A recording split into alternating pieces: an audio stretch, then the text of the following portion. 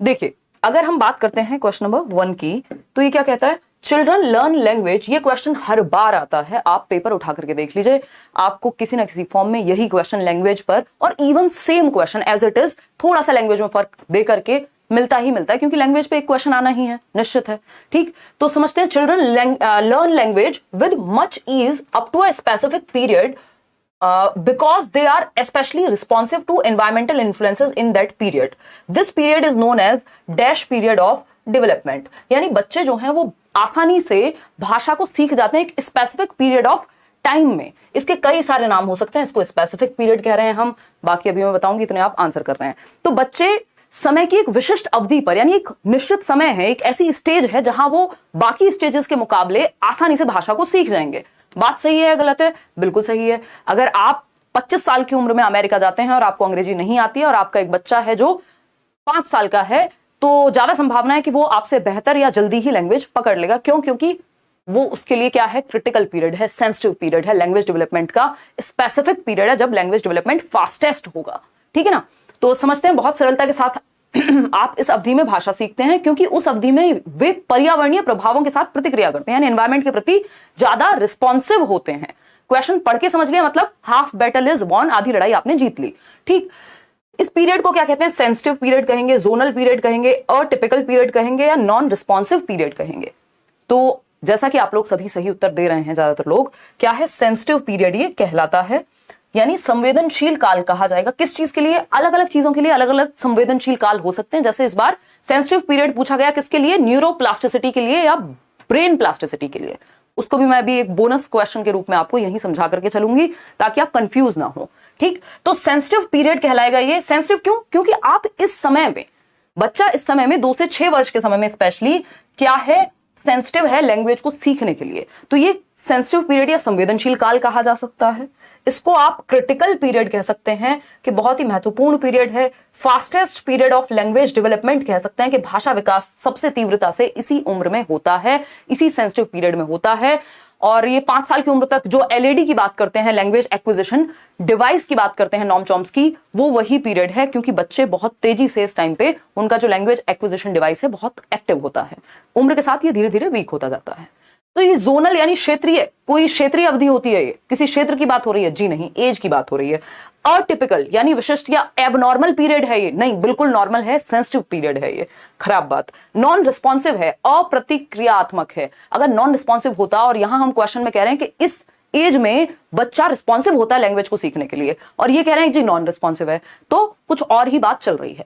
4 options में से हमें एक ही बेस्ट ऑप्शन चूज करना है, उसके अलावा 3 ऑप्शन से ये सीख लेना है कि वो कहना क्या चाह रहे हैं, है ना? रट्टे नहीं लगाने, समझना है चीजों को। तो सेंसिटिव पीरियड या क्रिटिकल पीरियड या fastest period for language development कौन सा है जिस टाइम पे बच्चा सबसे तेजी से लैंग्वेज को पकड़ेगा? वो है अर्ली चाइल्डहुड। ये आप कहीं नोट भी कर सकते हैं। आते हैं क्वेश्चन नंबर 2 पर। अब जवाब देंगे पोल में, बहुत लंबी कहानी चल गई, ठीक है ना? बहुत बढ़िया।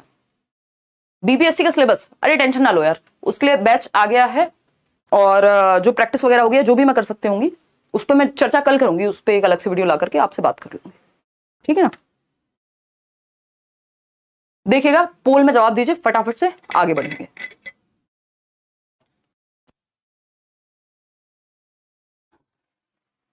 ये जितने भी लोग हैं जो लाइक शेयर करना भूल जाते हैं, भैया लाइक शेयर किया करो, पॉजिटिविटी को बढ़ावा देना चाहिए, मस्त तरीके से सीखेंगे, है ना?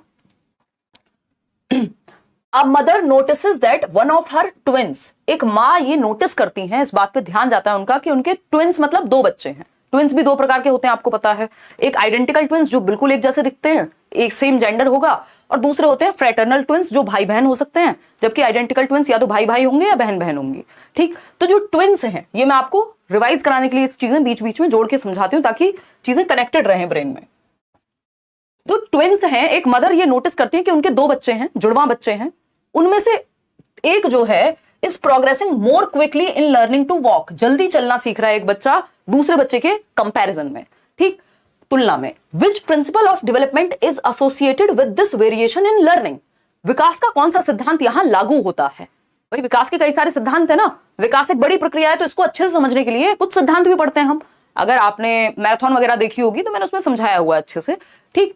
तो अगर हम बात करते हैं यहां एक माँ ने देखा कि उसका एक जुड़वा बच्चा दूसरे की तुलना में जल्दी से चलना सीख रहा है। अब इसका क्या मतलब है, कौन सा सिद्धांत है? पहला option, development proceeds from head to toe, सिर से पैर की ओर जाता है डेवलपमेंट।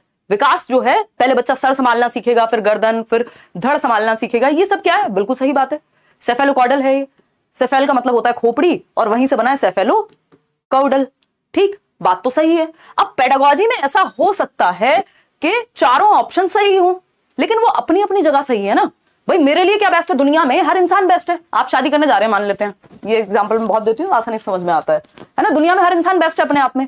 आपके लिए क्या बेस्ट है, या जरूरत किस चीज की है उस समय पे, ये देखोगे ना। तो चार ऑप्शंस में से जो सही उत्तर होगा वो क्वेश्चन के अकॉर्डिंग बेस्ट होना चाहिए ना। हमें बेस्ट ऑप्शन चाहिए, चारों सही हो सकते हैं पेडागोजी में, ठीक है ना। तो ये अपने आप में सही है, लेकिन क्वेश्चन ने हमसे ये नहीं पूछा, क्वेश्चन ने हमसे कुछ और पूछा है। ठीक, बी ऑप्शन है, development proceeds stage by stage among everyone, यानी विकास जो है वो हर चरण में बढ़ता रहता है। चलो बात तो ठीक है, लेकिन कुछ और पूछ रहे थे। फिर आता है C option, development proceeds at different pace among different individuals, अलग अलग व्यक्तियों में विकास अलग अलग गति से होता है। यही बात जो हमने थोड़ी देर पहले की थी कि गति, pace, rate of development can differ in two individuals, stage same रहती है। देखिए दो चीजें यहां पे, एक तो है स्टेज और दूसरा है, ये भी मैं आपको दे दूंगी पीडीएफ जब आपको मिलेगी ना, तो ये भी इंक्लूड करके दे दूंगी। एक चीज है स्टेज, स्टेज यूनिवर्सल होती है। डेवलपमेंट की जो स्टेजेस हैं वो यूनिवर्सल हैं, सार्वभौमिक हैं। चाहे कजाकिस्तान का बच्चा हो, चाहे वो अमेरिका का बच्चा हो, अफगानिस्तान का हो, इंडिया का हो, कहीं दुनिया का कोई बच्चा हो, विकास के चरण सेम रहते हैं। जवान होने से पहले बचपन आता है, ऐसा नहीं होता पहले बुढ़ापा आ गया, बाद में आप अडल्ट हुए, वयस्क बने, या बाद में किशोरावस्था आई। एक सीक्वेंस है जो फॉलो होता है, ठीक है ना। तो सार्वभौमिक है, स्टेजेस सबके लिए सेम रहती हैं। क्या रहती हैं? सेम रहती हैं। लेकिन क्या एग्जैक्ट सेम डे पे दो बच्चे चल जाएंगे? कोई जल्दी सीख लेगा कोई चीज, कोई थोड़ा धीमे सीखेगा। तो जो रेट है, यानी चरण तो सेम हो सकते हैं बट दर भिन्न होती है। इसको दूसरे शब्दों में पेस भी कह सकते हैं। विकास की गति भिन्न हो सकती है, जबकि तो गति क्या है? सेम नहीं होगी, नॉट सेम फॉर ऑल, जबकि स्टेज सेम रहेगी। इन दो चीजों में जो लोग कंफ्यूज होते हैं हर साल एक नंबर गवा के आते हैं, क्योंकि एक क्वेश्चन इस पे आता ही आता है। ठीक है जी। तो विकास के जो चरण है वो सबके लिए सेम है कि पहले इन्फेंसी होगी, फिर early childhood, letter childhood, adolescence, adulthood, old age, ये सब। लेकिन दर भिन्न हो सकती है। 2-3 साल के बच्चे जरूरी नहीं है कि दोनों सेम समय पे चलना सीखें। कोई पहले सीख लेगा, सेम समय पे बोलना सीखें, कोई जल्दी बोलना सीख लेगा, किसी को ज्यादा शब्द आते होंगे। ठीक, तो ये बात हमें समझ के रखनी है कि development proceeds at different pace among different individuals, कि विकास जो है वो अलग अलग गति से हो सकता है अलग अलग इंडिविजुअल्स में, चाहे वो जुड़वा बच्चे ही क्यों ना हो। बात सही है या गलत है? बिल्कुल सही है। ठीक, कोई दिक्कत परेशानी, दर्द, समस्या यहां तक हो तो बता दो। फिर डी ऑप्शन है, development proceeds from general to specific, यानी पहले सामान्य गतिविधि करता है बच्चा, बाद में विशिष्ट, यानी पहले वो पूरे हाथ से किसी चीज को पकड़ना सीखता है, बाद में वो उंगलियों का इस्तेमाल करना सीखेगा, जो कि स्पेसिफिक है। बात तो सही है, बट पूछा क्या था? है पूछा तो नहीं था ये, पूछा तो नहीं था ये स्टेज बाय स्टेज, पूछा तो नहीं था ये। पूछा तो ये था कि ऐसा क्यों हो रहा है भैया, दो जुड़वा बच्चे हैं, सेम टाइम पे पैदा हुए हैं, एक साथ पैदा हुए हैं, माताजी भी एक ही हैं, अब पहले क्यों चलना सीख पा रहा है एक बच्चा? क्यों? क्योंकि दर का अंतर हो सकता है विकास की प्रक्रिया में, जो कि सी ऑप्शन में ही कहा गया है। बात सही है या गलत है? बिल्कुल सही है। सी ऑप्शन पे चलते हैं, सॉरी थर्ड क्वेश्चन पे चलते हैं। हमको ज्यादा ही स्लो चल रहे हैं मुझे लग रहा है ना, बट कोई बात नहीं, समझ लेते हैं प्रॉपर तरीके से। इस एक सेशन से समझ ऐसी विकसित हो जाएगी, जब हम चीजें कर रहे होंगे टॉपिक वाइज तो समस्या नहीं होगी। पोल मिल गया होगा आपको, ठीक है ना। क्वेश्चन नंबर 3 देखिए, पोल में जवाब दीजिए। डेवलपमेंट इज डिपेंडेंट अपॉन, विकास किस पर निर्भर करता है? विकास की प्रक्रिया किस पर निर्भर करती है? फटाफट से बताइएगा। गुड इवनिंग भाई, बताइए,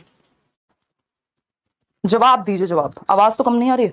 देखो, बहुत बढ़िया, आपका दिल से आभार, मेरा एग्जाम क्लियर हो गया है, लव यू, बहुत बढ़िया। हाँ, उधर रिजल्ट आया ना शायद मध्य प्रदेश में, और पीएस टेट का भी, बहुत बढ़िया यार। देखिए, तो अभी हम कितने लोग जुड़े हुए हैं? 12,153 और 6,400 लोगों ने लाइक किया। ये left hand side right hand side बराबर रखनी होती है, जितने लोग लाइव हैं उतने लोगों को लाइक करना होता है, ये यहाँ का रिचुअल है, ठीक है जी। अच्छा समझ में आता है, इससे बकवास कर रही हूं मैं। देखो एक बार, क्वेश्चन नंबर 3 देखिए, डेवलपमेंट इज डिपेंडेंट अपॉन, आपने जवाब दे दिया। मैं पोल में ये नहीं देख पा रही हूँ कितने सही % लोग कर रहे हैं, वो कल से देख पाऊंगी इसमें लॉग इन करके। देखा ना एक बार, डी ऑप्शन कितने, 64% लोग, यानी 64% लोग सही उत्तर दे रहे हैं। बाकी के जो है महान लोग 36% वो गलत उत्तर दे रहे हैं, इन्हीं में घूम रहे हैं वो, है ना। 36% लोग इतने आसान सवाल का जवाब गलत दे रहे हैं, जबकि 64% लोग सही जवाब दे पा रहे हैं, जबकि हमने समय खूब अच्छा खासा दिया है। तो आंसर क्या हो गया? तीनों ही बातें सही हैं। देखो इस तरह के ऑप्शंस में ज्यादातर चांसेस ये होते हैं कि ऑल ऑफ द अबव सही हो, यानी तीनों ऑप्शन सही हो। लेकिन हमेशा ऐसा होगा जरूरी नहीं है। बस आपको यह देखना है क्या आपको तीनों में से किसी एक को हटाने का वैलिड रीजन आपके पास है, क्या आप श्योर हैं? अगर आप श्योर नहीं है तीनों में से किसी एक को हटाने के, तो आप ऑल ऑफ दी अबव के साथ जाइए। ये बेसिक रूल होता है प्रोबेबिलिटी का जब आप क्वेश्चन सॉल्व कर रहे होते हैं। नन ऑफ दीज की संभावना कम होती है कि ओनली वन, ओनली टू। वो ओनली टू पे तब जाइए जब आप बहुत श्योर हैं कि आपको पक्का पता है बाकी के तीनों ऑप्शन गलत हैं, एक ही सही है। ठीक, ये बेसिक फंडा है। फर्स्ट, सेकंड, थर्ड सही है। यहाँ पे सिर्फ एक क्यों सही होगा? सिर्फ दोनों क्यों सही होंगे? सिर्फ ये सेकंड और थर्ड क्यों सही होंगे जब तीनों सही है? तो जब तीनों का ऑप्शन है तो हम तीनों के साथ जाएंगे। अगर तीनों का ऑप्शन ना होकर सिर्फ दो का ऑप्शन होता तो जो भी बेस्ट दो हो सकते थे हम उन बेस्ट दो के साथ जाते। तो ऑप्शंस का खेल है कि आप जवाब क्या देंगे, ऑप्शंस को देखते हुए आगे बढ़ते हैं। क्वेश्चन नंबर 4 पर पोल आपके सामने आएगा, देखिएगा। प्यारे प्याजे आपके सामने आ चुके हैं, जिनको हम प्यार से प्याजे चचा बोलते हैं। बहुत ही कम उम्र में इन्होंने अपनी रिसर्च वगैरह पीएचडी पेपर वेपर लिख लिए थे 13-13 साल की उम्र में, जब हम खाना ठीक से नहीं सीख पाते हैं, है ना। देखिएगा एक बार। तो अगर हम बात करें क्वेश्चन नंबर 4 की, फटाफट से जवाब देंगे पोल में और आगे बढ़ेंगे।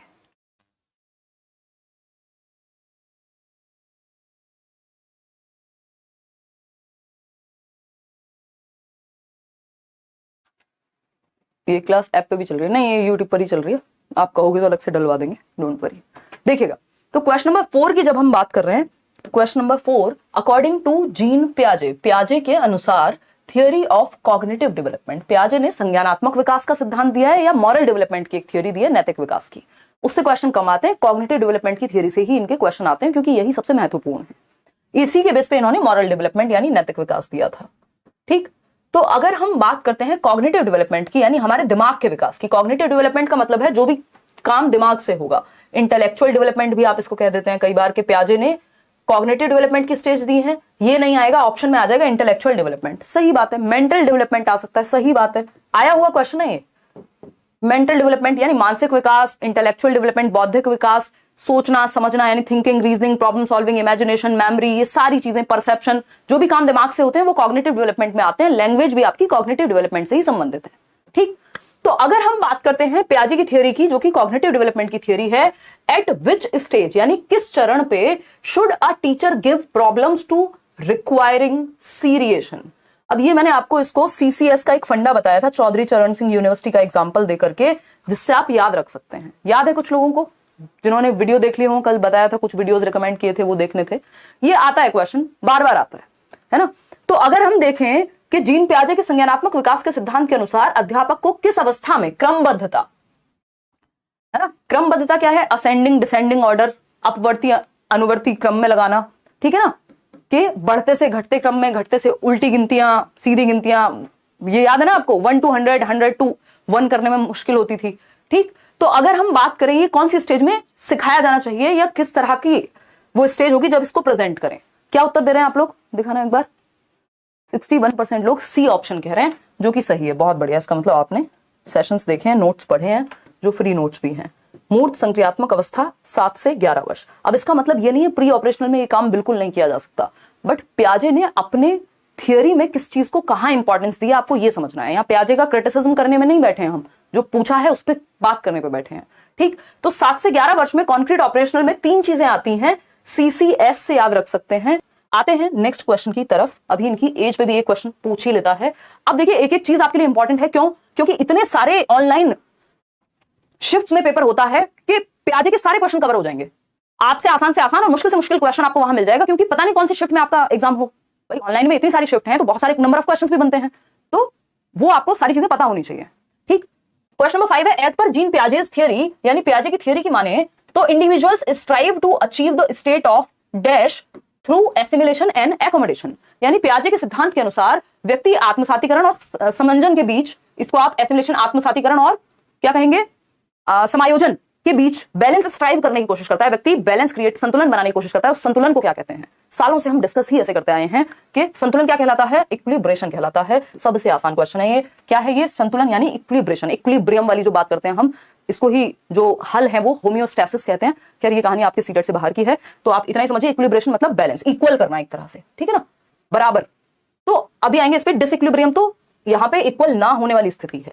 ठीक, परसेप्शन हमें पता है, हमारे 5 सेंसेस हमारे ब्रेन तक जो इन्फॉर्मेशन पहुंचाते हैं वो एक इमेज में क्रिएट होती है जिसको परसेप्शन कहते हैं। मिसकॉन्सेप्शन तो गलत धारणा या भ्रम हो गई, ठीक है ना। जैसे कई लोग भ्रमित रहते हैं, उनको लगता है पढ़ने की क्या जरूरत है, सीधा पेपर देंगे अक्कड़ बक्कड़ बम्बे बो करके, है ना। देखिएगा, तो संतुलन की जब बात हो रही, पूछा क्या था, पियाजे की थियरी में इंडिविजुअल्स यानी व्यक्ति जो है स्ट्राइव करता है स्टेट ऑफ बैलेंस को अचीव करने के लिए between assimilation and accommodation. Question number 6 देखिएगा। क्वेश्चन नंबर 6 एक 6 साल का बच्चा है, मनीष, आप में से भी होगा कोई ना कोई, बट 6 साल का नहीं होगा आई बिलीव।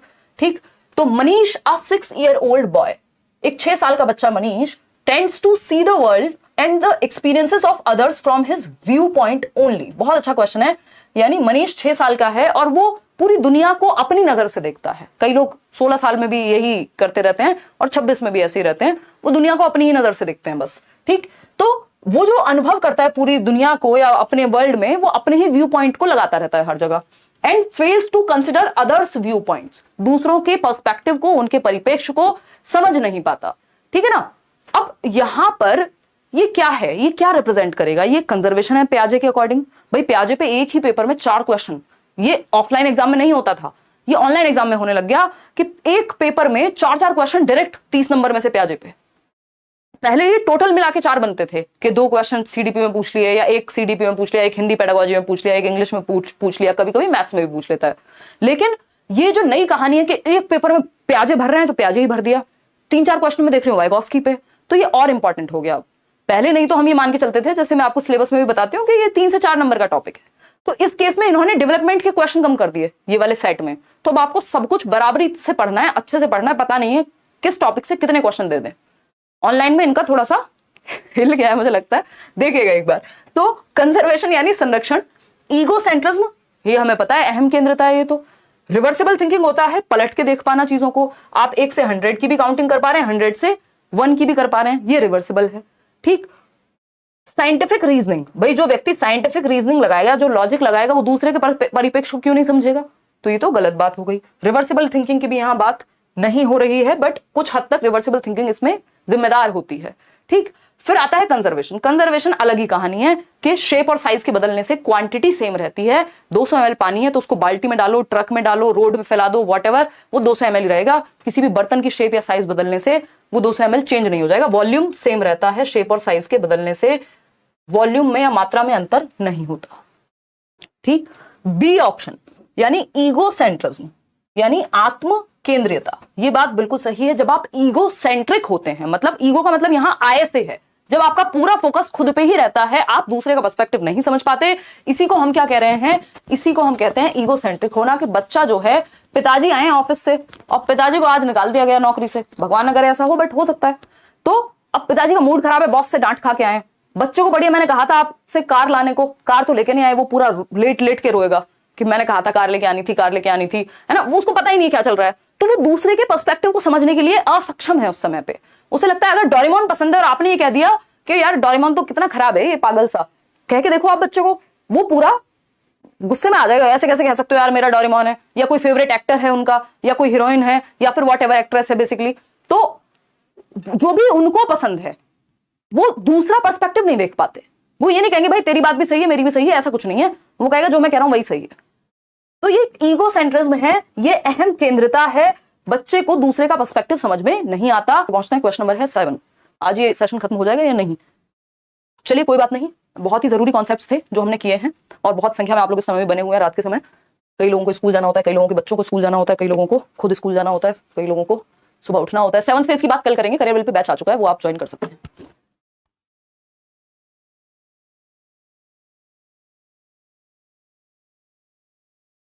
अच्छा, एक और चीज, कल संडे है तो आपको ना आपके बच्चों को स्कूल जाना है, कोई कह रहा होगा मेरे तो बच्चे ही नहीं है, ना आपको स्कूल जाना है ना, तो शांति से पढ़ लो, कोई बात नहीं, 1-1.5 घंटा 2 घंटे लग जाए, कोई दिक्कत नहीं है। देखिए 30 क्वेश्चन हमें टोटल करने हैं।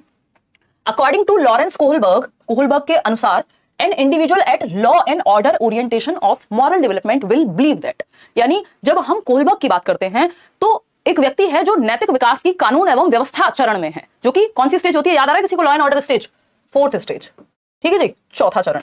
जबकि टोटल स्टेजेस कितनी है, 6 स्टेजेस हैं। लेवल कितने हैं, 3 हैं, हर एक लेवल पे 2 स्टेज हैं, तो 3 दूनी होते हैं 6, ठीक है ना, 3 2 जा 6 अंग्रेजों के लिए। ठीक, बताइए एक बार, बी ऑप्शन कह रहे हैं कई सारे लोग। चलिए समझते हैं। Laws and rules must be obeyed to please others, but ये तो good boy good girl orientation होता है। जब मुझे दूसरों के सामने अच्छा बन के दिखाना है तो मैं रूल्स को मान रही हूँ। क्यों? क्योंकि पापा कहेंगे अरे हमारी बेटी तो बिल्कुल स्पीड लिमिट में बाइक चलाती है। देख रहे हो, जेंडर नॉन स्टीरियोटाइपिंग एग्जांपल्स दे रही हूँ मैं आपको, ये नहीं कह रही बेटा बाइक चलाता है, ठीक है। तो अगर हम बात करें laws and rules must be obeyed to please others, तो ये good boy good girl orientation है, जब आप अच्छा दिखने के लिए कोई काम कर रहे हैं। और जब पिताजी ना देख रहे हो, पिताजी पीछे ना बैठे हो, तो वही बेटी जो है लिटा लिटा के बाइक चलाती है ना, रिकमेंडेड नहीं है। अभी एक न्यूज आई थी, बहुत खतरनाक होती है ओवर स्पीडिंग। देखिए बी ऑप्शन देखते हैं। Laws and authorities must be obeyed so that social system is maintained, यानी जो नियम और कानून हैं उनका पालन इसलिए किया जाना चाहिए ताकि समाज में एक नियम बना रहे, एक व्यवस्था बनी रहे। अगर हर कोई रेड लाइट तोड़ेगा तो रुकेगा कौन रेड लाइट पे, और फिर एक्सीडेंट ज्यादा होंगे, केओस हो जाएगा, ऑर्डर नहीं फॉलो हो पाएगा, समाज में एक नियम नहीं बना रह पाएगा। बात तो सही है, ठीक। Laws and rules must be obeyed to avoid punishment, ये पहली स्टेज है, फर्स्ट। जो आपकी कौन सी स्टेज है?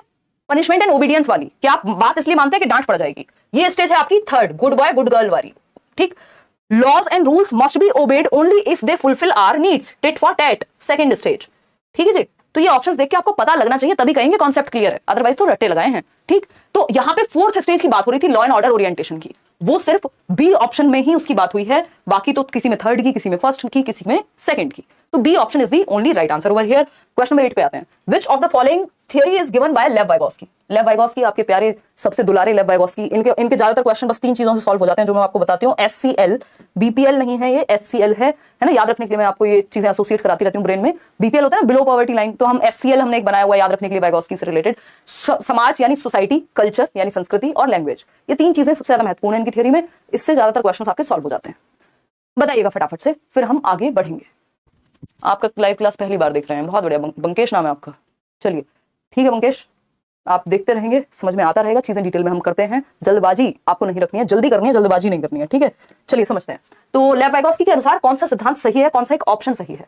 Cognitive theory of moral development. देखिए कॉग्निटिव थियरी तो दी है वाइगोस्की ने, वाइगोस्की की थियरी, पियाजे की थियरी बात दिमाग के विकास की ही कर रही है, संज्ञान के विकास की ही कर रही है, इंटेलेक्चुअल डेवलपमेंट की ही कर रही है, मेंटल डेवलपमेंट की ही कर रही है। लेकिन पियाजे की थियरी का नाम पियाजेस कॉग्निटिव डेवलपमेंट है, वाइगोस्की की थियरी का नाम वाइगोस्की सोशियो कल्चरल अप्रोच है, सामाजिक सांस्कृतिक सिद्धांत। थियरी का नाम कॉग्निटिव डेवलपमेंट नहीं है, लेकिन जो थियरी है वो कॉग्निटिव डेवलपमेंट की ही बात करती है, संज्ञानात्मक विकास की ही बात करती है।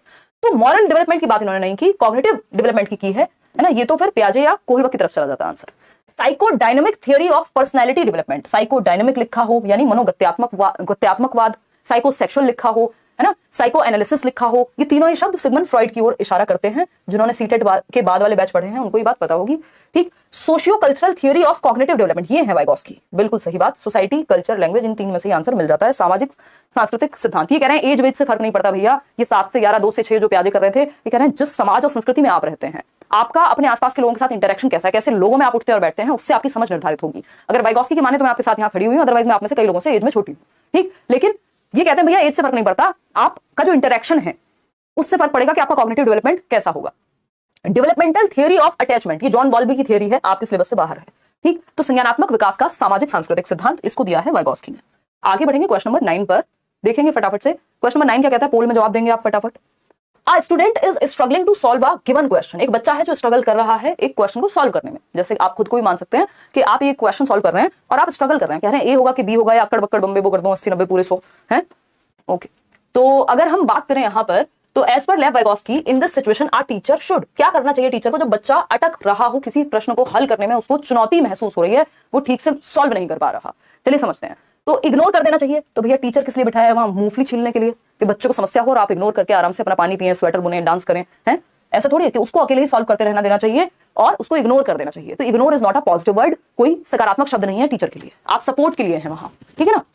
देखिए नेक्स्ट है B option, give hints and cues to students regarding next move, यानी विद्यार्थी को अगले कदम के लिए संकेत या इशारे के द्वारा थोड़ा सा हिंट देना चाहिए, ताकि उसको पता लगे कि वो नेक्स्ट स्टेप में कैसे जाए, जहां वो अटक रहा है उसके नेक्स्ट स्टेप के लिए क्या कर देना चाहिए, बच्चे को थोड़ा सा हिंट देना चाहिए। सही है नहीं है? सही है। फिर आएंगे, लेकिन हमें उससे भी बेहतर ऑप्शन मिल जाए, क्या पता, देखते हैं सी और डी में। टेल द करेक्ट, इसको छोटा सा राइट लगा लेते हैं, देखेंगे इस पे।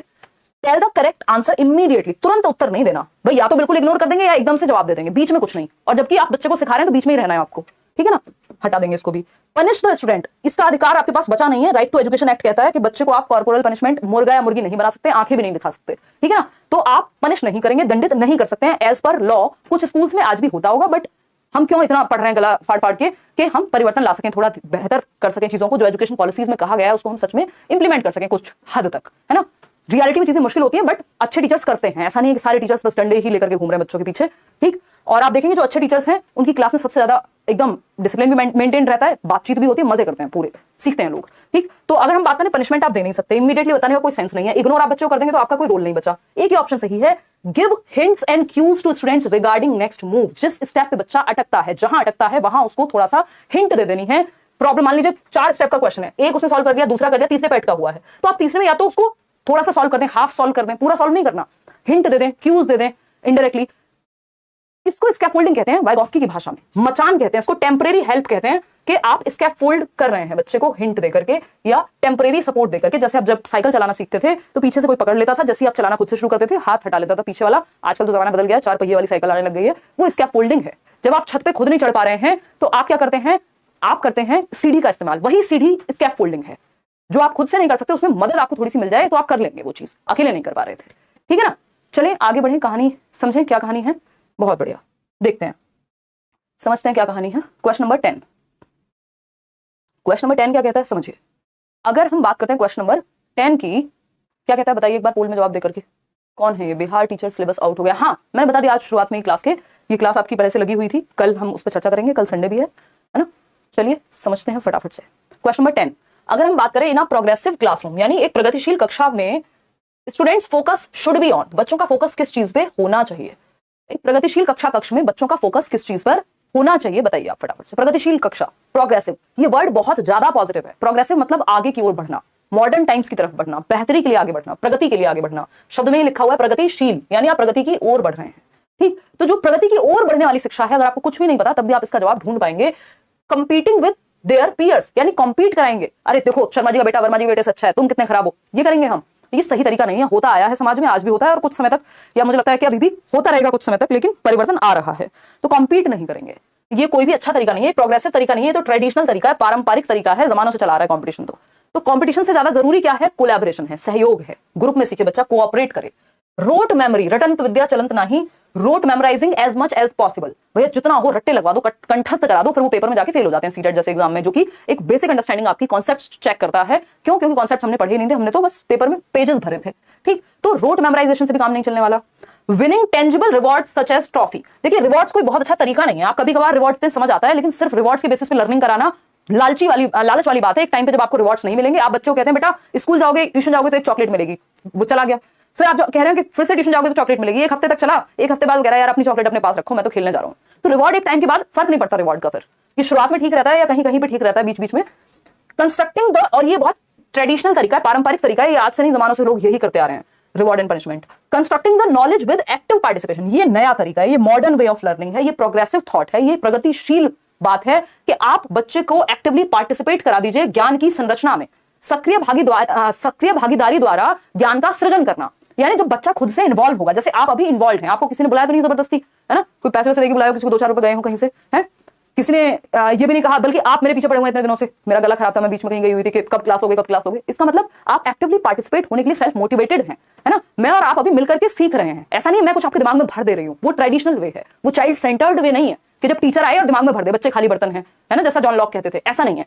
ये क्या है, बच्चे और शिक्षक मिलकर के जब वो एक्टिवली पार्टिसिपेट करके सीखते हैं, ठीक है, जब वो इन्वॉल्व होते हैं किसी चीज में, जिस चीज में आपको मजा आता है, जिस चीज में आप इन्वॉल्व होते हैं उसमें आप बेहतर सीखते हैं। सबसे बेहतर फंडा है, सारे क्वेश्चंस आप सॉल्व कर पाएंगे, जो भी चाइल्ड सेंटर्ड एजुकेशन के होंगे, जो भी आज के कंस्ट्रक्टिविज्म के क्वेश्चन होंगे, और बहुत क्वेश्चन ऐसे आते हैं। आपको ढूंढना है सबसे ज्यादा एक्टिव बच्चा किस ऑप्शन में है, तो जहां बच्चा एक्टिव है मतलब बल्ले बल्ले मजे आ गए, ठीक है। तो एक्टिव पार्टिसिपेशन के थ्रू आप ज्ञान का निर्माण कराते हैं, जिस चीज में आप खुद से इन्वॉल्व होते हैं उसको आप बहुत बेहतर तरीके से सीखते हैं और भूलते नहीं है। क्वेश्चन नंबर 11 देखिएगा, तो ये प्रोग्रेसिव एजुकेशन की मैं बात करती हूँ, एक मिनट अभी पोल में दीजिए। अगर हम बात करें यहाँ पे प्रोग्रेसिव एजुकेशन की, तो इसके बारे में 2 शब्द जान लेना जरूरी है। प्रोग्रेसिव क्लासरूम, इस पे क्वेश्चन हमेशा आता है। लर्निंग बाय डूइंग की बात करता है, एक्टिव कंस्ट्रक्शन के बच्चे को एक्टिव रखने की बात करेगा। लर्निंग बाय डूइंग, करके सीखना। जॉन डुई इसकी बात करते हैं, प्रोग्रेसिव स्कूल्स खोले थे उन्होंने और उनकी वाइफ ने शिकागो में, अमेरिका के अंदर 20th सेंचुरी में 1900s के अराउंड, और उनको यूनिवर्सल एलिमेंट्री स्कूल्स भी कहा गया था, लैब स्कूल्स भी उनको कहा गया था। ये क्वेश्चन भी पूछा जा चुका है कि लैब स्कूल्स, तो लैब स्कूल्स की स्थापना प्रोग्रेसिव एजुकेशन के लिए की गई थी। प्रोग्रेसिव एजुकेशन ये मानता है कि learning is a social activity, यानी बच्चे को ग्रुप में सिखाना चाहिए और एक्टिविटी करके सक्रिय रखना है उनको। लर्निंग बाय डूइंग होनी चाहिए। कौन कह रहे हैं, जॉन डीवी जिनको हम कह देते हैं हिंदी में, या जॉन डुई, अमेरिकी शिक्षा शास्त्री कह सकते हो आप इनको। इन्होंने बहुत प्यारे प्यारे काम किए हैं एजुकेशन में। ये कहते हैं education is life itself, present life के लिए सिखाना है आपको। शिक्षा जीवन के जैसी होनी चाहिए, ये नहीं है कि जीवन जीना बाद में सीख रहे हैं, शिक्षा में कुछ और ही पढ़ लिया था, रट्टे लगा लिए थे, वो जीवन में काम ही नहीं आया। ठीक, तो education is life itself, John dewy कहते हैं। क्वेश्चन नंबर 11 देखिएगा। क्वेश्चन नंबर 11 क्या कहता है भाई, विच of the following is not one of the multiple intelligences proposed by Harvard gardener. Harvard gardener पे भी एक क्वेश्चन आता ही आता है, निश्चित रूप से आएगा। और आजकल जैसे मैं ये शब्द बोलना नहीं चाह रही हूँ, है ना, जो भी खाना वाना खाया हुआ है सीबीएसई वालों ने, तो वो एक टॉपिक से जो एक नंबर का आता था उससे कई क्वेश्चन जो है वो दे रहे हैं, है ना। तो अब आप समझ सकते हैं कि थोड़े से हिल गए हैं, तो हो सकता है गार्डनर से अभी एक क्वेश्चन आता है, कल को 2-3 आ जाए। ठीक, तो अगर हम बात करें विच ऑफ द फॉलोइंग इज, ये कौन है जो लाल आंखें दिखा रहा है हमको, है कोर्स लिया सीटेट का पेपर 2 के लिए, मुझे नेक्स्ट टाइम एग्जाम देना है, क्या नेक्स्ट टाइम के लिए हेल्पफुल होगा? अरे बिल्कुल होगा यार, रोज आसानी सिलेबस थोड़ी चेंज होगा, और फिर लिया है तो फिर कुछ सोच के लिया होगा ना, तो टेंशन नहीं लेनी है। अभी तो 1 साल तक वैलिडिटी होती है ना, या मतलब जब तक भी नेक्स्ट सीटेट आएगा। देखो, अगर हम बात करते हैं मल्टीपल इंटेलिजेंस का हिस्सा नहीं है, जिस क्वेश्चन में नॉट लिखा हुआ हो, जिस क्वेश्चन में लीस्ट लिखा हुआ हो, जिस क्वेश्चन में एक्सेप्ट लिखा हुआ हो, हिंदी में कहें तो नहीं, सिवाय, अलावा, ये शब्द जहां लिखे होते हैं, उस क्वेश्चन का आंसर थोड़ा सा ध्यान रख करके दिया जाता है। 3 इडियट वाले कान खड़े कर दिए जाते हैं और ध्यान से आंसर करते हैं। क्वेश्चन आसान होता है बट फंसने के चांसेस होते हैं, क्योंकि हम नॉट पढ़ना ही भूल जाते हैं, हम इतनी भावनाओं में बह जाते हैं क्वेश्चन को सॉल्व करते हुए कि दिक्कत हो जाती है। ठीक है ना, हो जाएगा गीता, इतने मैराथन देखो, नोट्स दिए हैं वो पढ़ो, बाकी सब्जेक्ट्स में भी अच्छा स्कोर होगा, डोंट वरी, है ना। मैं मैराथन भी कराऊंगी एंड में, टेंशन क्यों लेते हो। देखो, तो मल्टीपल इंटेलिजेंस का हिस्सा नहीं है। मल्टीपल इंटेलिजेंस एमआई बोलते हैं इसको, ये एमआई वो फोन वाला एमआई नहीं है, मल्टीपल इंटेलिजेंस। इनकी एक बुक थी, जिस बुक का नाम था फ्रेम्स ऑफ माइंड, 1983 में आई थी। उसमें 7 प्रकार की बुद्धि बताई थी इन्होंने, बाद में ऐड हो गए 8, 9 भी हैं, अभी 10, 11, 12 तक भी हैं, लेकिन जो एनसीईआरटी है वो 8 प्रकार को ही आज भी मानती है। तो मल्टीपल इंटेलिजेंस मतलब बहुबुद्धि, यानी बुद्धि के कई प्रकार हो सकते हैं, जिसमें से 8 प्रकार की बात इस थियरी में हुई है।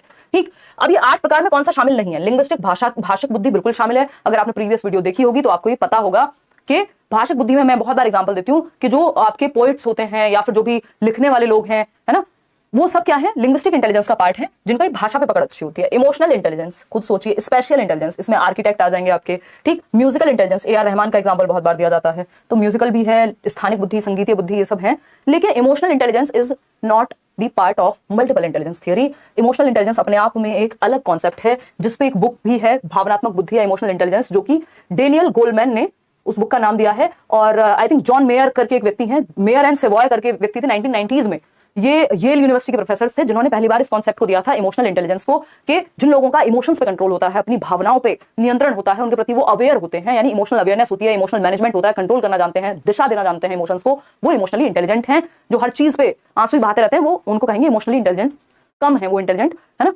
तो ये अलग से कॉन्सेप्ट है, ये गार्डनर इसकी बात नहीं करते। हालांकि जो व्यक्ति इंट्रापर्सनल इंटेलिजेंस रखता होगा उसमें इमोशनल इंटेलिजेंस भी होगी, लेकिन अलग से इन्होंने बात नहीं की, तो ये गलत हो जाएगा। तो जो गलत है वही सही है, क्योंकि पूछा ही गलत था, बी ऑप्शन गलत था, वही सही है। अगेन पूछा गलत था। ये 8 प्रकार हैं बुद्धि के, ये आप हम धीरे धीरे जब डिस्कशन करेंगे। ये आपका फेवरेट क्वेश्चन, जिसमें आधे लोग ढेर हो जाते हैं, असर्शन और रीजनिंग के क्वेश्चंस। ठीक है, कि कथन और कारण के क्वेश्चंस। एक कथन है, दूसरा कारण है, कथन सही है कि कारण सही है कि दोनों सही है या दोनों गलत है, कोई एक गलत है, ये 4 संभावनाएं इसमें होती हैं। बताइएगा, फटाफट से बताइएगा, ये कौन बातें कर रहा है भाई, ध्यान मत दीजिएगा, हैं हम यहाँ ऐसे गला फाड़ रहे हैं, आशिकी कर लो कमेंट्स में, हैं। देखिएगा, अगर हम बात करें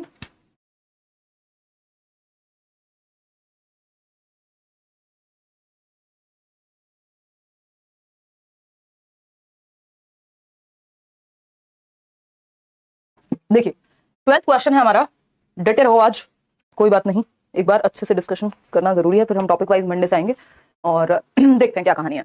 असर्शन कथन क्या है, according to the national education policy 2020, यानी राष्ट्रीय शिक्षा नीति 2020 के अनुसार all children up to the 5th standard, यानी 5वीं कक्षा तक जो बच्चे हैं, सभी बच्चे 5वीं कक्षा तक, 5th स्टैंडर्ड तक, should be given education in their mother tongue, मातृभाषा में उनको शिक्षा दी जानी चाहिए, यानी जो भी भाषा उनके घर पे बोली जाती हो उसी में उनको पढ़ाया जाना चाहिए। बात सही है या गलत है? बिल्कुल सही है। ऐसा 3 लैंग्वेज फॉर्मूला भी कहता है और एनसीएफ भी कहता है और आज national language policy, sorry national education policy भी कह रही है, और ये फैक्ट है। रीजन क्या है इसका? Young children learn and understand meaningful concepts more quickly in their mother tongue, यानी जो छोटे बच्चे होते हैं वो जल्दी सीख जाते हैं जब उनकी भाषा में उनको मातृभाषा में समझाया जा रहा हो। भाई अगर आप मुझे मेरी भाषा में समझाएंगे तब तो समझ आएगा, जो भाषा मुझे आती ही नहीं है अगर आप उसमें समझाना शुरू कर देंगे तो मुझे कठिनाई होगी। तो इसीलिए कहा गया है कि छोटे बच्चे जो होते हैं उनको मातृभाषा में पढ़ाओ, क्योंकि मातृभाषा में आप, एक तो स्कूल उनके लिए नई जगह है जब वो छोटे हैं, दूसरा आप उनकी भाषा में भी नहीं पढ़ा रहे तो वो कनेक्टेड ही महसूस नहीं करेंगे। ठीक है, तो ये दोनों बातें सही है कि अर्थपूर्ण लगती है वो चीज जिसको हम समझ पाए, तो बात तो सही है, तो ये भी सही है, यानी दोनों सही है। ये सबसे बेस्ट सिनेरियो होता है कि जब दोनों सही हो, आपको ज्यादा दिमाग लगाना नहीं पड़ता। Both A and R are true and R is the correct explanation of A, बिल्कुल सही है। Both A and R are true, but R is not the correct explanation of A. भैया आर सही तो कह रहा है, इसी बारे में बात हो रही है, इसी का इसने उत्तर दिया है कि क्यों पढ़ाना चाहिए मदर टंग में, यही तो बताया। तो ऐसा तो है नहीं कि एक्सप्लेन नहीं कर रहा। ए सही है, आर गलत है, क्यों भाई? ए एंड आर दोनों फॉल्स है, इसमें अक्कड़ बक्कड़ नहीं करना, समझना है क्वेश्चन को। तो एक नंबर आपका, कम से कम 2 क्वेश्चन ये एक सेट में देते हैं, कई बार मन कर जाए तो ज्यादा भी दे सकते हैं। तो A option is the right answer. इस तरह के असर्शन और रीजनिंग वाले क्वेश्चन नंबर 13 देखिए, हम लगभग 50% काम आज के लिए कर चुके हैं। How should a teacher deal with gender stereotypes? एक क्वेश्चन इस पे आना ही है, निश्चित रूप से आना है। और अब ये टॉपिक केवीएस से लेके DEET+B से लेके अभी बिहार में एग्जाम होगा, आई एम श्योर। अगर पेडागोजी पूछेंगे तो जेंडर जरूर पूछेंगे, अगर जेंडर नहीं पूछेंगे तो फिर क्या पूछेंगे भैया? क्योंकि अपने आप में बहुत बड़ी समस्या है हमारे लिए अभी, है ना, समाज के लिए। बताइए एक बार। तो अगर हम बात कर रहे हैं किसकी? जेंडर की। देखिए वोट कीजिए आप, चुनाव वाली वोट नहीं कि वोट हमें दीजिएगा, ये पोल में आपको वोट करनी है। फटाफट से बताओगे फिर आगे बढ़ेंगे। देखिएगा फटाफट से बताओ, चंपू लग रही हूँ मैं आपसे बटन लगा के, चलो कोई बात नहीं। देखो बी ऑप्शन, आप लोग यार इतनी संख्या में रात को जगह रहते हो, बताया नहीं आपने पहले कभी। How should a teacher deal with gender stereotypes? Gender stereotype क्या होते हैं? लिंग रूढ़िबद्धताएं या लिंग रूढ़िवादिताएं। रूढ़िबद्धता किसको कहते हैं हम? रूढ़िवादी किसको कहेंगे हम? जो जमानों से जो चीज चली आ रही, बाबा आदम के जमाने से यही कहा जाता है ना नॉर्मल भाषा में, उसी चीज को मानते जा रहे हैं। साइंस कुछ और कह रहा है, लॉजिक कुछ और कह रहा है, समाज बदल गया, दुनिया बदल गई, लोग बदल गए, ये वहीं के वहीं है, लकीर के फकीर बोलते हैं ना जिनको, कि मतलब इनमें परिवर्तन नहीं हो पा रहा। तो जेंडर स्टीरियोटाइप यानी स्टीरियोटाइप मतलब जो परिवर्तन समय के साथ जिसमें हुआ ही नहीं है, बस जो चीज चली आ रही है जिसमें कोई लॉजिक हो नहीं हो, बस मानते आ रहे हैं। ठीक, तो स्टीरियोटाइप, जेंडर स्टीरियोटाइप क्या होता है कि भैया लड़के रोते नहीं है, ठीक, लड़कियों को स्पोर्ट्स में नहीं जाना चाहिए। हम देख रहे हैं अभी एयरफोर्स पायलट तक बन रही हैं, लड़ाकू विमान में जा रही हैं महिलाएं। अगर हम बात करें, आपके इतने सारे एग्जांपल हैं एनसीईआरटी में जब आप ईवीएस पढ़ते हैं, है ना, वहीदा प्रिज्म से लेकर के सुनीता विलियम्स तक के कैसे एस्ट्रोनॉट बन रही हैं फीमेल्स। अभी हम कितने सारे एग्जांपल्स हमारे देश में स्पोर्ट्स को लेकर के हैं। तो जेंडर स्टीरियोटाइप वो है कि भाई फलाना काम लड़कियों को करना चाहिए और फलाना काम लड़कों को करना चाहिए, काम बांट दिया आपने। क्यों? क्योंकि जेंडर एक सोशल कंस्ट्रक्ट है, तो जेंडर के आधार पर काम नहीं बांटने। स्टीरियोटाइप को कम करने के लिए आप क्या करेंगे? पहला ऑप्शन है promote gender typical roles. Gender typical role को अगर आप प्रमोट करेंगे, भैया लड़कियों को घर में रहना चाहिए, किचन में, उनको नौकरी पे नहीं जाना चाहिए, तो इससे तो और खराब होने वाली हैं चीजें। लॉजिक कुछ है नहीं, बस बातें देनी है, ठीक। तो promote gender typical roles among students, गड़बड़ हो जाएगी, इससे तो और प्रमोट होगा, स्टीरियोटाइप बढ़ेगा, इससे तो कम थोड़ी होगा। हमें तो इसको कम करना है क्योंकि इसमें कोई सेंस नहीं है। अभी बताऊंगी कैसे नहीं है sense. Present real life examples which counter stereotypes. वास्तविक जीवन से संबंधित ऐसे उदाहरण प्रस्तुत करने चाहिए जो काउंटर करते हैं उस रूढ़िबद्धता को।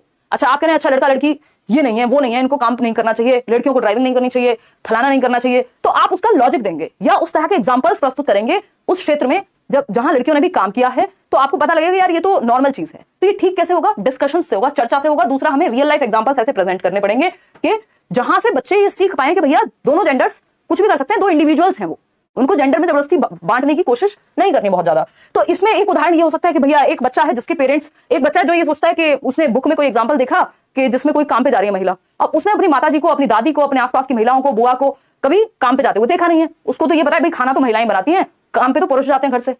अब दूसरा बच्चा अगर क्लास में होगा जिसके दोनों पेरेंट्स वर्किंग हैं, दोनों पेरेंट्स काम करते हैं, जब उसकी लाइफ से रियल लाइफ एग्जांपल जब आप प्रेजेंट कर रहे हैं कि ऐसा भी होता है, वो कहेगा नहीं मेरे यहाँ तो दोनों जाते हैं। तो ये क्या हुआ? स्टीरियोटाइप, जो रूढ़िबद्धता बनी हुई थी कि नहीं सिर्फ महिलाएं घर पे रहती हैं, पुरुष काम करने जाते हैं, ये ब्रेक होगा ऐसे एग्जांपल से, रियल लाइफ एग्जांपल से।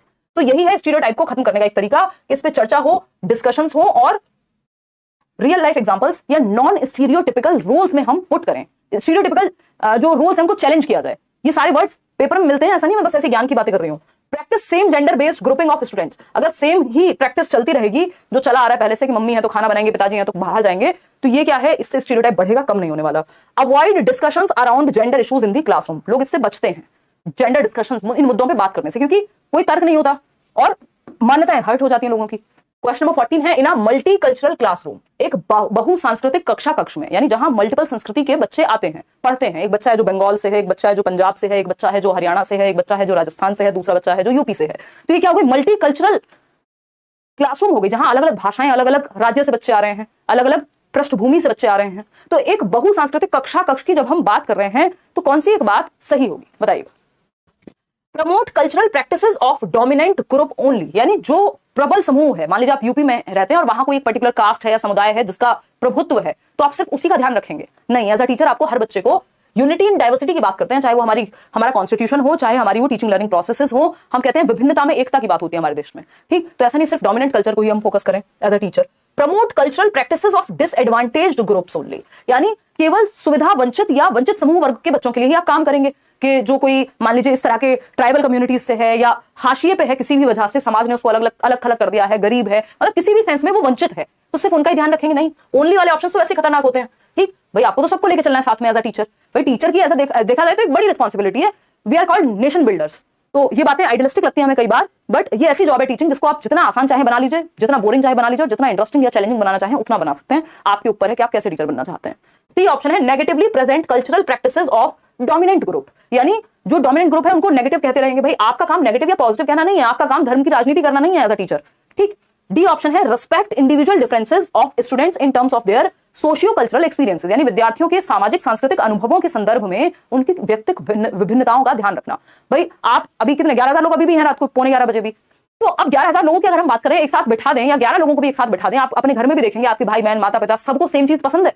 कुछ चीजें सेम पसंद होंगी, ज्यादातर चीजें अलग भी होंगी आप में। किसी को थोड़ा रात में पढ़ना पसंद होगा, कोई थोड़ा सा सुबह जल्दी पढ़ना पसंद करता है, किसी और को किसी को नीला रंग पसंद है, किसी को पीला पसंद होगा, व्हाटएवर, किसी को कोई गाना पसंद है, किसी को कोई शो पसंद है। तो ये क्या हुए इंडिविजुअल डिफरेंसेस हैं कि हमारे इंटेलिजेंस, हमारे एप्टीट्यूड, हमारे एटीट्यूड, मतलब हम अपनी रुचियों में, हम दिखने में, जैसे 5 उंगलियां कहा जाता है ना, बहुत ही बेसिक कहावत है कि भैया 5 उंगलियां बराबर नहीं होती बट इंपॉर्टेंट है। ऐसा थोड़ी कि बिना अंगूठे काम चल जाएगा, एक उंगली निकालने चल जाएगा काम। तो इंडिविजुअल डिफरेंसेस ऐसे ही हैं कि भिन्नताएं हैं हम में सब में, लेकिन सभी इंपॉर्टेंट है। एज अ टीचर आपको महत्व देना है। तो बच्चों की व्यक्तिगत विभिन्नताओं को आपको उनके सामाजिक सांस्कृतिक अनुभवों को, जिस समाज से, जिस संस्कृति से वो आ रहे हैं, उनको एक्सेप्ट करके जोड़ना है। उस तरह के एग्जांपल्स भी दे सकते हैं आप, कनेक्ट करना है, बेसिकली सबको साथ लेके चलना है। यही इंक्लूसिव क्लासरूम होती है इंडिविजुअल डिफरेंसेस का, जहां आप ध्यान रखते हैं। क्वेश्चन नंबर 15 देखिएगा, बढ़ेंगे आगे, 15 क्वेश्चन और हैं, थोड़ी स्पीड पकड़ लेंगे अब।